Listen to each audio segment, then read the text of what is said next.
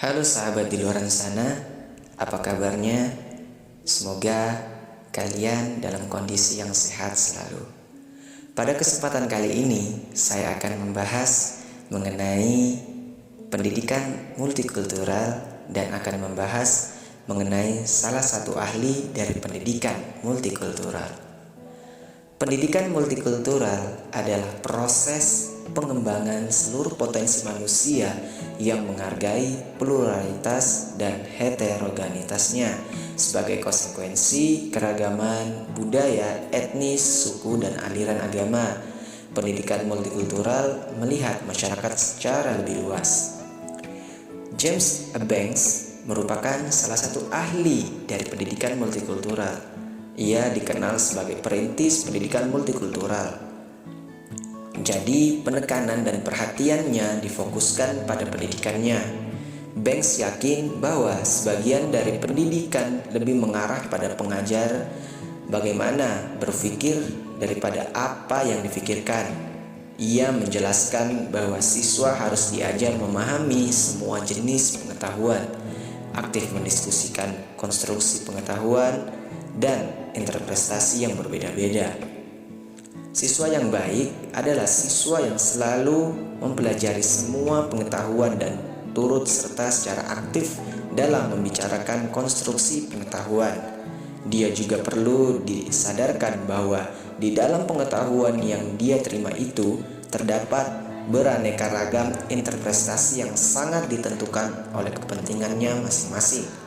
Bahkan interpretasi itu nampak bertentangan sesuai dengan sudut pandangnya. Siswa seharusnya diajari juga dalam menginterpretasikan sejarah masa lalu dan dalam pembentukan sejarah sesuai dengan sudut pandang mereka sendiri.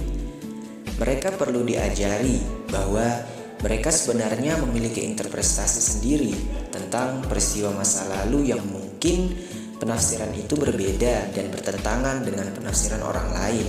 Misalnya, mengapa sampai terjadi perang Diponegoro pada tahun 1825 hingga 1830?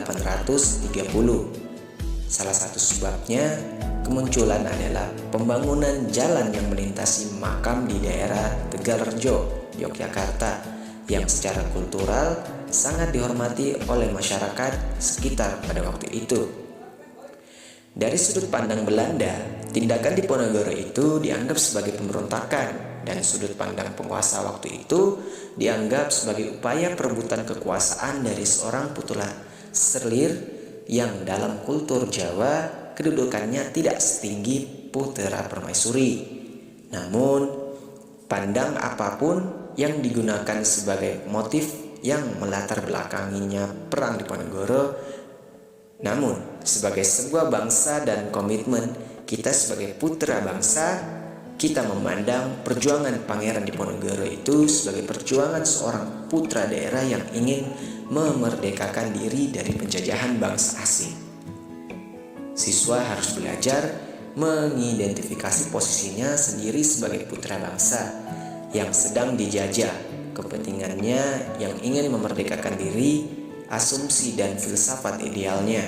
Dengan demikian, dia akan mengetahui bagaimana sejarah itu terjadi dan menjadikan hal yang terjadi itu sebagai sejarah.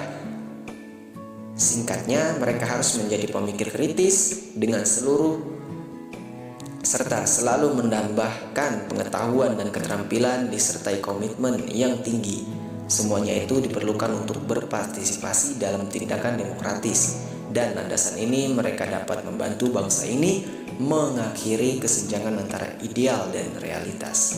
Banks 1993. Itu saja yang dapat saya sampaikan.